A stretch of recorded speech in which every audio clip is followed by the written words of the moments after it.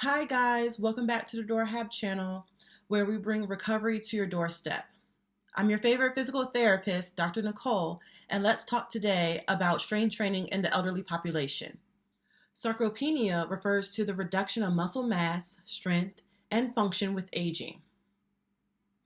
Reduced muscle strength with aging leads to a loss of functional capacity and a major cause of disabilities and mortalities, and leads to other adverse health conditions. Reduced muscle strength with aging leads to a loss of functional capacity and is also a major concern for disability, mortality, and other adverse health conditions.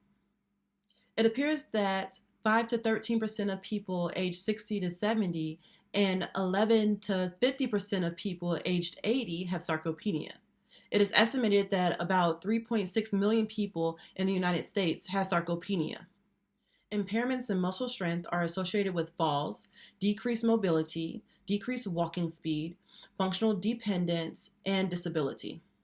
Current research demonstrates that strength training or resistance training exercises have the ability to combat weakness and frailty in the elderly population. If performed regularly, strength training will increase muscle strength by increasing muscle mass.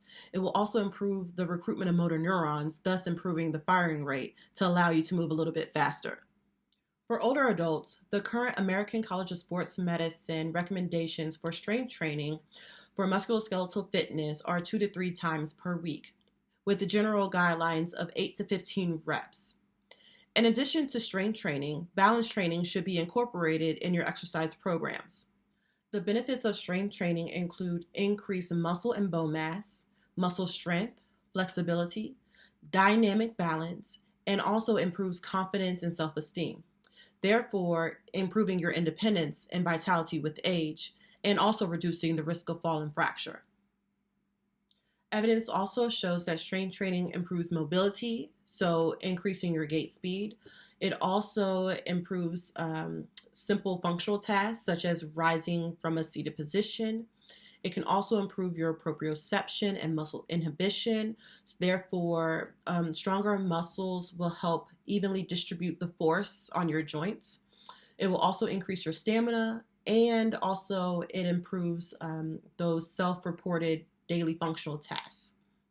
Strength training can also reduce signs and symptoms of many diseases and chronic conditions in the following ways.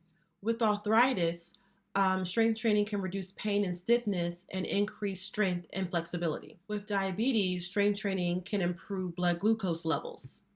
With osteoporosis, strength training can build bone density and reduce risk for falls.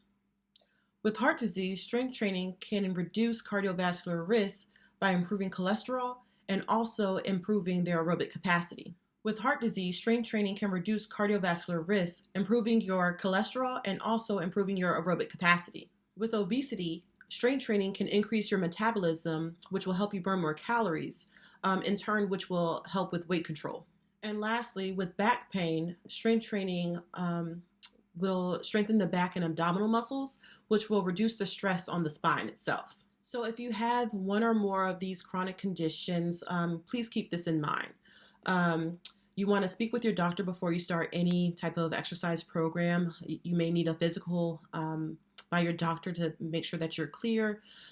Stay in touch with your doctor if he does clear you for exercise, just to make sure that everything is going well. And never exercise if your health condition is very serious or unstable.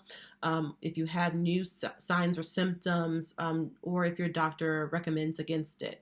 Okay, so next we're talking about kind of the strength training program, if you should start. Okay, so the strength training program should be completed in about 3 phases.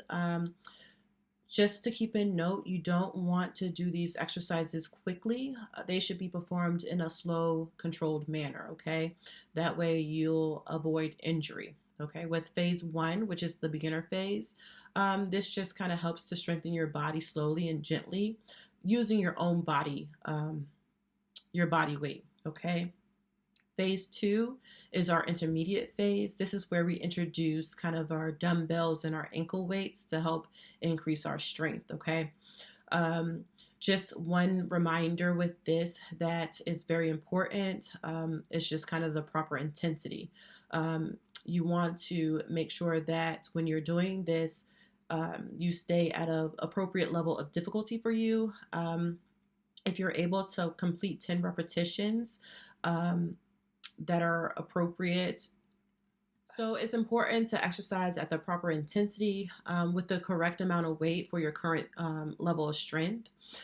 When you're working with the right intensity, you can do 10 repetitions of a given exercise and no more. Okay, so whatever your current level of strength, it's best to start with 2 to 3 pound weights for dumbbells and for ankle weights, just to avoid the risk of injury. And with the last phase, phase 3, that's our more advanced phase, you can add a variety of new exercises or new ways to kind of boost your strength in that phase. Okay, so let's talk about kind of time frames of how you should go through your exercise program. So with phase 1, we're going to do this between we're going to take 1 to 2 weeks to complete this phase.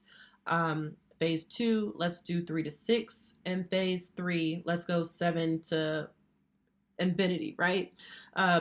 So some people will kind of go through these phases a little bit longer due to if they're extremely deconditioned or have a lot of issues kind of going through these phases. So just kind of tailor each phase to you and just see how your body responds. Okay, lastly, I just want to mention one of the biggest challenges with participating in an exercise program, and that's to maintain long-term adherence. Once you stop exercising, you lose all the benefits of the exercise. Okay, so that's something that you want to be mindful of. So if you have all these good improvements in your mobility and functional capacity, and once you stop, you'll go towards that frailty phase. Okay, so you already did everything you can to be healthy and stronger. You don't want to go back to frailty and risk of falls. Thanks for joining me today. It was a pleasure talking to you guys about strength training in the elderly population. I hope this information was to your liking. I'm your favorite physical therapist, Dr. Nicole. You can follow more videos on the DoorHab YouTube channel. All right, guys, I'm out. Bye.